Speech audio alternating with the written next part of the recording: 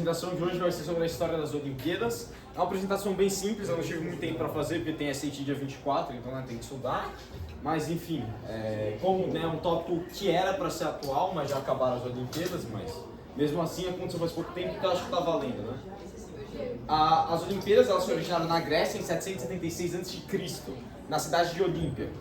Meio que a história de como começou foi que no ano 800 a.C., em Olímpia, Olímpia, tá? Não é a cidade do Padilha, Olímpia é uma cidade na Grécia, não é a que tem no Brasil. Bom, eles meio que tinham eles decidiram fazer um festival cultuando a Zeus, assim.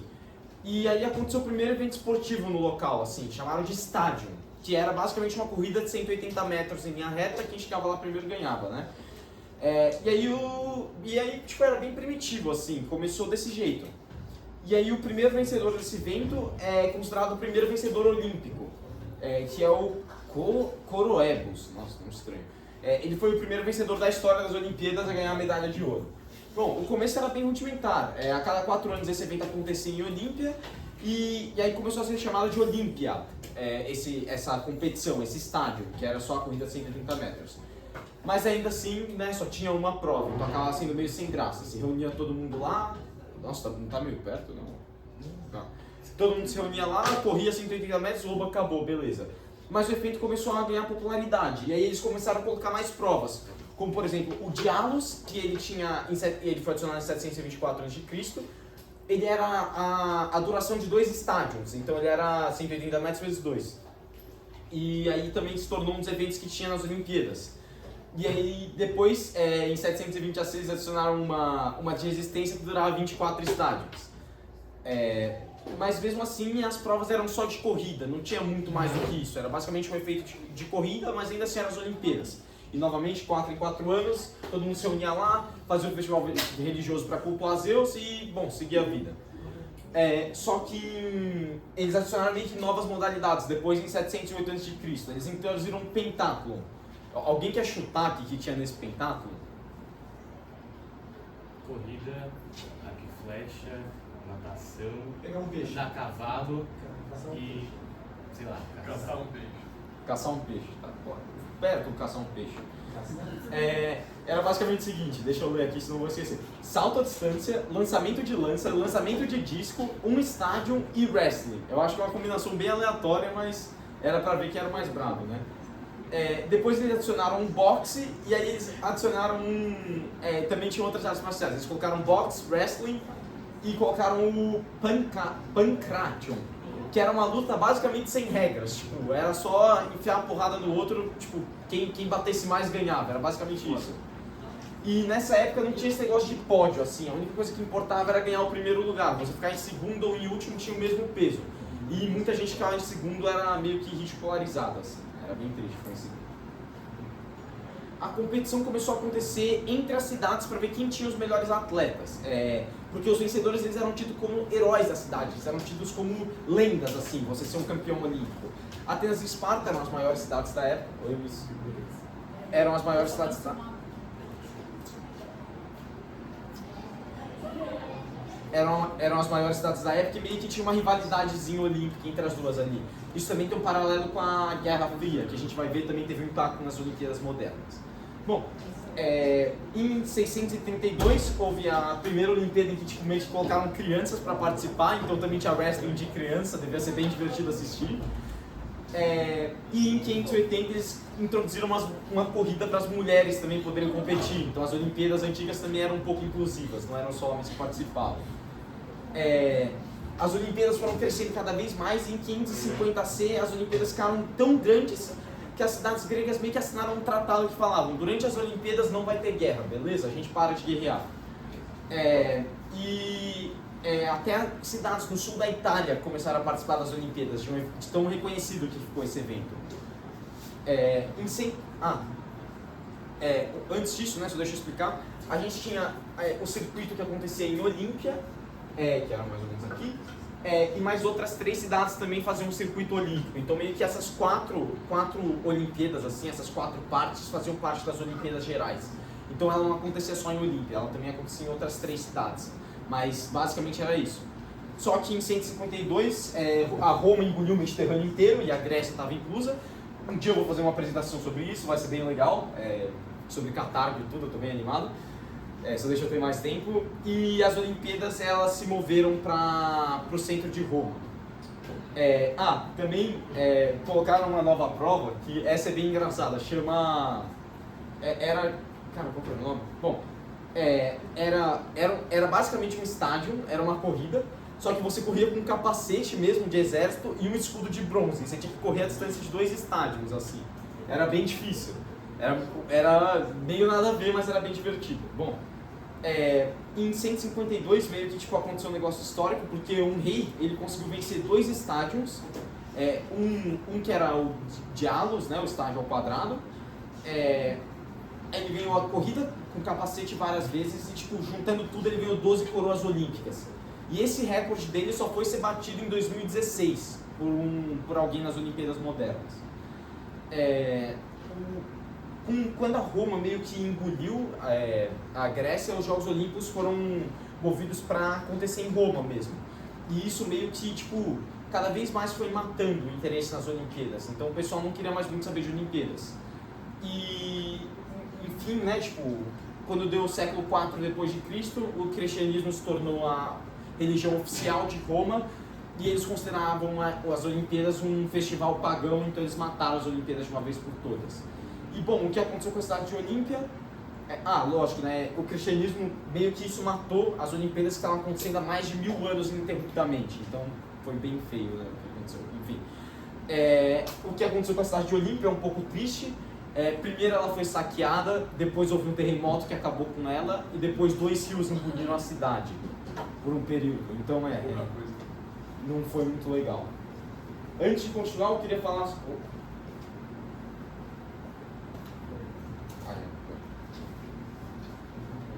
Beleza. Bom, eventualmente ela foi meio que, um arqueólogo inglês, ela redescobriu esse archaeological sites, esse local de escavação, onde era Olímpia. E aí, ele avisou o pessoal e falaram, tem coisa ali. E aí, quando os gregos se tornaram independentes do Império Otomano, eles começaram a escavar o lugar. Aí, em 1894, um francês viu isso e falou, eu vou criar um comitê olímpico. E foi lá, criou o comitê olímpico dele, e eles planejaram fazer os primeiros Jogos Olímpicos. E os primeiros Jogos Olímpicos foram na Grécia, em Atenas, e 14 países participaram em 43 modalidades. E algo interessante é que o primeiro lugar recebeu uma medalha de prata, o segundo de bronze e o terceiro de cobre. Então não era o ouro o primeiro lugar. Eu achei isso bem legal quando eu vi. E teve uma inclusão de novos esportes que não tinham na época das Olimpíadas, como esportes de grupo e a maratona. E agora eu vou explicar para vocês a história da batalha de maratona.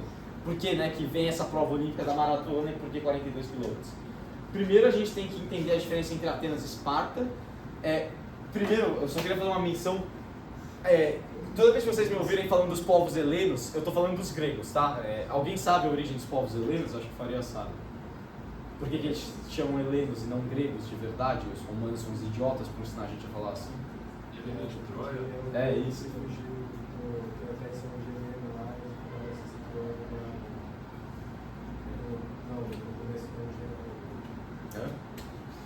Ele saiu da Grécia, depois Pelo Helena e foi para Troia. Isso. Tá.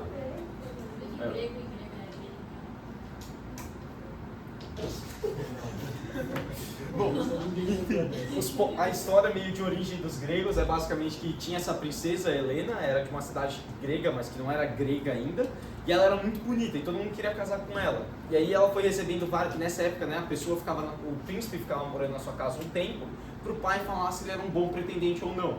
Só que ela não conseguia decidir. E aí, encheu de gente, uns 300 caras na casa dela tentando decidir quem ia pegar ela no final, né? E aí, basicamente, ela não queria escolher porque ela não queria que um se vingasse no outro. E aí ela falou assim, eu vou escolher, mas vai sentar todo mundo aqui e vai assinar um pacto que quem eu escolher não vai matar, vocês vão ser todos amiguinhos.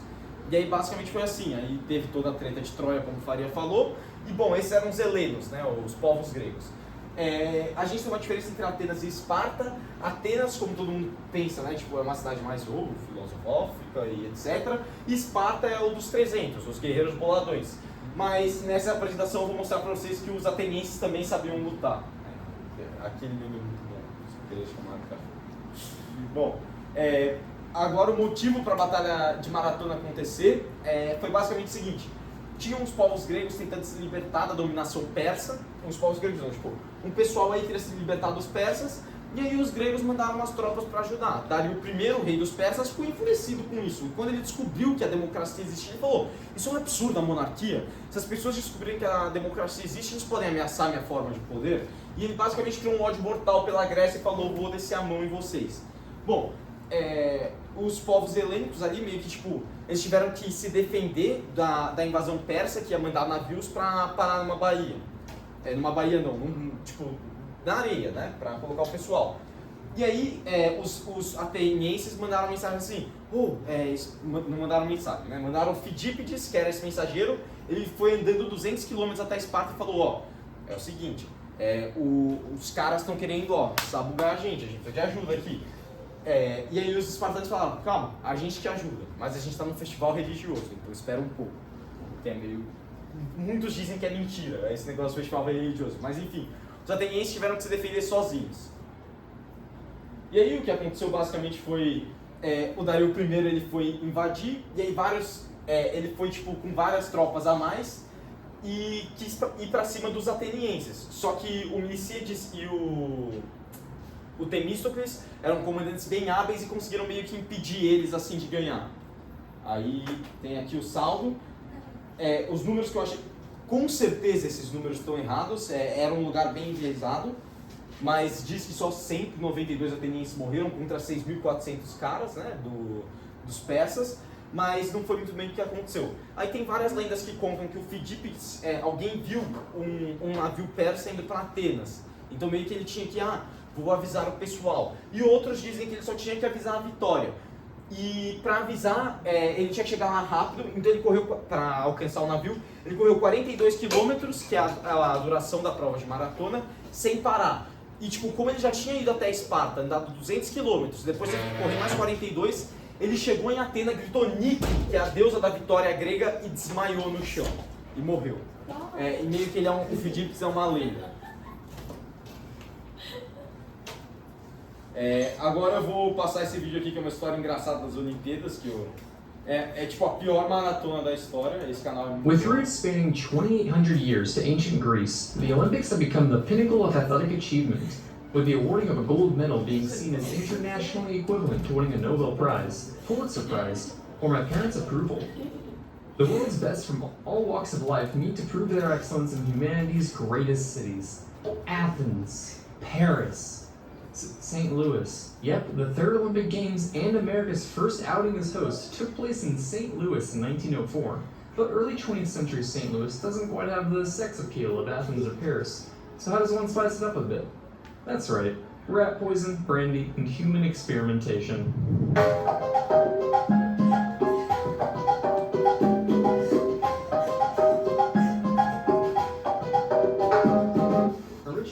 The 1904 Games were to be held in Chicago, but that same year, the World's Fair was celebrating the centennial of the Louisiana Purchase in St. Louis. What would be the world's largest fair to date had fascinating exhibits like the first ever X-ray machine, the radiophone, and all your favorite different looking people on display. Remember kids, you can't have a fair without a healthy dose of racial superiority. Even with indigenous mud throwing contests being the crowd drawers they are, they didn't want to have to compete for spectators. So they threatened to overshadow the Olympics with their own sporting events, and successfully moved the Olympics to St. Louis. The first debacle in the clusterfuck that was the 1904 Olympics was the issue of location. With the lazy Wright boys not having double-decker Boeing 747s out yet, for foreign athletes, getting to St. Louis involved a lengthy boat trip followed by a 1,000-mile train ride. Combined with the fact that the Russians and Japanese were having a disagreement at the time, a measly 12 nations showed up, with only 62 of the 651 athletes hailing from outside of North America. But the eye of the storm centered on the iconic marathon event. The 1904 Olympic Marathon was more freak show than showpiece, ironically more fitting for the fair-like atmosphere than a prestigious sporting event. Instead of the typical morning start time, this one was held in the afternoon, where temperatures soared to 92 degrees Fahrenheit, with humidity in the 90s. This means the race took place with a heat index of a scorching 135 degrees Fahrenheit. For context, ideal marathon conditions are around 41 to 50 degrees Fahrenheit. That's like replacing your CPU cooler with a tungsten arc welding torch. Only 32 runners from 4 nations participated in the race. A few were experienced runners, having won or placed in past marathons, but the majority were misfits. Of these misfits, we have 2 South African Tswana tribesmen visiting St. Louis for a certain World's Fair exhibit, who ran the race barefoot, 10 Greeks who had never run a marathon a day in their lives, and Cuban national Felix Carbajal, a former mailman who demonstrated his running skills throughout Cuba to raise money. He was even reported to have ran the entire span of the island. Once he raised enough, he bought passage to the US and arrived in New Orleans. What's this quaint little contest? Dice. 1 in. Oh, well, I suppose I could spare $1 or 2. Dame los dados. Upon arrival, Felix lost all of his money on a game of dice, forcing him to hitchhike and walk his remaining journey to St. Louis. Felix approached the starting line in a long-sleeve shirt, long dark pants, street shoes, and, naturally, a beret. Hey, when you're 5 feet tall and amongst marathoners and all their short shorts thigh glistening glory, you have to stand out somehow. A fellow Olympian felt that and offered him scissors to cut his pants, making him some improvised shorts that bring a smile to any redneck's face. The starting pistol was fired, and the runners embarked on a course that one official called, quote, the most difficult a human being was ever asked to run over. The track consisted entirely of dirt roads and fractured stone, providing difficult footing, with 7 hills ranging from 100 to 300 foot verticals and long ascents. Running on public roads also made the race somewhat of a game of Frogger, with runners having to dodge trains, wagons, streetcars, and dog walkers. Not even the air was safe, with cars driving alongside the runners, kicking up dust for them to inhale.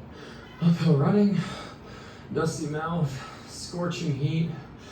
I could really go for some water. What? Water? What are you, a pussy? Meet James Sullivan, chief organizer of the Olympic Games. One day, James pondered a question we all have from time to time. What would happen if I forcibly dehydrated someone? To study the effects of purposeful dehydration, James decided to kill 2 birds with 1 stone, planning a marathon with only a single water station on the course. A dirty well, 11 miles in. It gave you dysentery.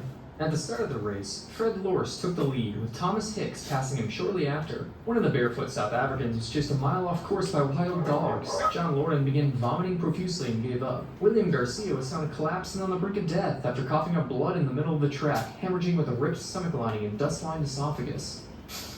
Interesting. Meanwhile, Felix was actually making good time, despite pausing to talk to every spectator along the track. During the race, Felix casually remembered he hadn't eaten in the past 40 hours. He then saw people in a car with some peaches and asked for one, to which they said no. Hey, the fuck! Later on in the race, he stumbled upon an orchard and ate some apples, which then turned out to be rotten. He then started cramping and vomiting, so he decided to lay down and take a nap. Despite all odds and setbacks, Felix would actually go on to finish 4th. 9 miles in, Fred Lorse called it quits after cramping up, hitching a ride to the finish line and waving at bystanders and runners as he passed. Thomas Hicks started to show signs of extreme exhaustion 10 miles in, and begged his coach for water. But his coach, believing the only people who ever needed water were Aquaman and pussies, settled for sponging his mouth out with some warm distilled water. Hicks really started to break down 7 miles from the finish, which is where Dr. Charles Lucas sprung into action, giving him a mixture of strychnine and egg whites. Some call it a performance enhancer, some call it rat poison. I say it's 1904, so what's the difference? Keep in mind, early 20th century doctors were little more than licensed murderers. The car Fred Lorse was stitching broke down 19 miles in. Having recovered from his cramps, he decided to pull a sneaky and rejoin the race, passing doped-up Hicks and later the finish line in 1st place. Those at the stadium didn't know about Fred's disqualification, so they hailed him as the winner, and Fred played along. It even went so far that Teddy Roosevelt's daughter, Alice Roosevelt, took a picture with him and placed a wreath over his head. She was lowering the gold medal over his neck when a spectator stepped in. Hey, yeah, that guy was disqualified. You fucking disgrace. Fucking sleep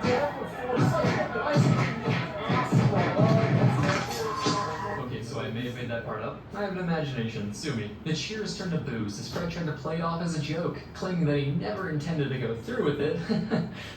Meanwhile, Hicks, who had lost motivation when Fred passed him, painfully picked up his pace after hearing of his disqualification. However, recently poisoned Hicks started to turn gray and limp, so they dosed him again with strychnine and egg whites. So you know how when you're watching the Olympics and think to yourself, these sports have a serious lack of alcoholism?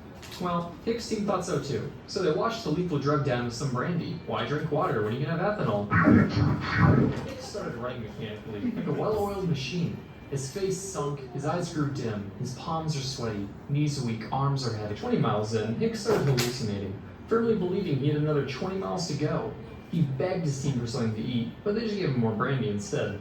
Poisoned and shit-faced, Just like my 2 a.m. Taco Bell runs, Thomas Hicks swinged and shuffled his way over the final stretch, with his trainers carrying him across the finish line, where he received the gold medal. Only 14 of the original 32 runners finished the race, the worst finish ratio in Olympic history. Here's a graph of gold medal marathon times throughout history. And here's Hicks' time, a full 29 minutes and 8 seconds slower than the second longest winning time in history, and almost 45 minutes longer than the slowest finisher in the 2016 Olympic marathon. It took 1 hour and 4 doctors for Hicks to feel well enough to just even leave the stadium, having lost 8 pounds over the course of the race. So if Sullivan's experiment taught us anything, it's one hell of a weight loss program. So, in conclusion, while the 1904 Olympic Marathon featured the first 2 black Olympic athletes and a Blue Jay approved amount of alcohol, it also resulted in multiple near fatalities and resembled less of an expertly organized event and more of an Ed, Ed, and Eddie scheme. 2 out of 10 stars.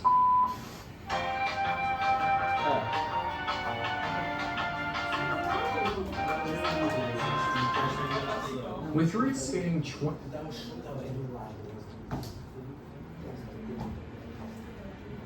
Bom, só para concluir, as Olimpíadas, elas também, como a Copa do Mundo, acabam sendo pausadas quando tem uma guerra catastrófica mundial. Então elas foram pausadas na Primeira Guerra, elas eram para acontecer em 1916.